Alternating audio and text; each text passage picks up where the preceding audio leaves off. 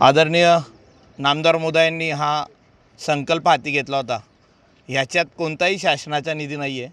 ह्याच्यात CSR fund असेल किंवा वैयक्तिक फाउंडेशनची मदत असेल, मित्रपरिवाराची मदत असेल, या मदतीच्या माध्यमातून आपण धरणगाव तालुक्यातील 420 नाला खोलीकरण करणार आहोत। त्याच्यावर सिमेंट बांध बनवणार आहोत।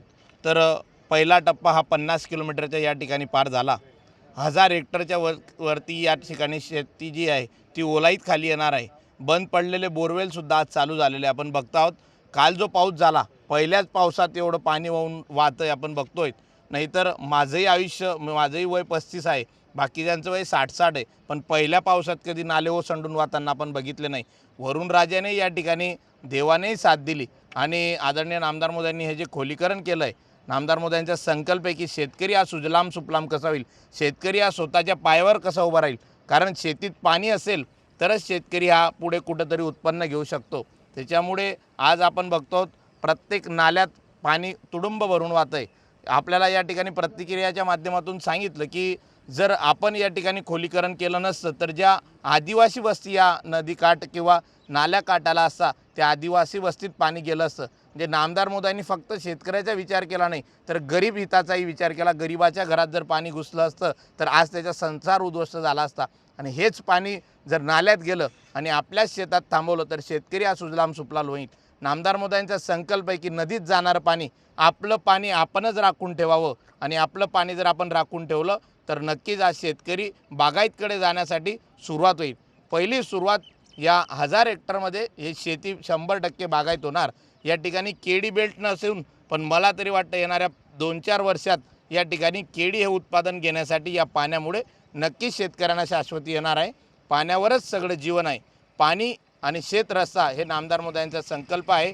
तो नक्कीच आम्ही मित्रपरिवार असेल, कार्यकर्ते असेल यांच्या जोरावर धरणगाव तालुक्यात जळगाव ग्रामीण मतदारसंघात करत आहोत। आपल्या धरणगाव तालुक्यातील भाग्यवताते नामदार गुलाबरावजी पाटील साहेब व कार्यसम्राट जिल्हा परिषद सदस्य आमचे बंधू प्रतापरावजी पाटील साहेब यांच्या अथक प्रयत्नांनी आमच्या धार शेरी हा जो संपूर्ण परिसर आहे, इथं जवळजवळ 2 महिन्यापासून कोकल्यान चालू आहेत। 2 ते 3 महिन्यापासून जवळजवळ कोकल्यान चालू आहेत आणि रात्रंदिवस काम करून जसे आमचे नाले आज जमीन सपाटी लेवलला होते तर त्यांची जवळपास डायरेक्ट नदी झालेली आहे आणि त्याच्यामुळे फायदा असा शेतकऱ्यांना आहे की शेतकऱ्यांचे ट्यूबवेलांना पाणी वाढणार आहे, बागायती एरिया होणार आहे आणि जे पाणी आज गावात घुसत होतं, गोरगरीब लोकांच्या आदिवासी वस्तीमध्ये पाणी घुसत होते, त्यांच्या संस्कारा अडथळे येत होते, ते पाणी आज गावात घुसलं नाही। धार व शेरी या परिसरात जे नाला खोलीकरणाचं काम झालेलं आहे, याने निश्चितच शेतकरी वर्गामध्ये आनंदाचं वातावरण आहे व शेतकरी हा सुखावलेला आहे। जवळजवळ आमच्या परिसरात 8 ते 9 किलोमीटर नाला खोलीकरण झालेलं आहे।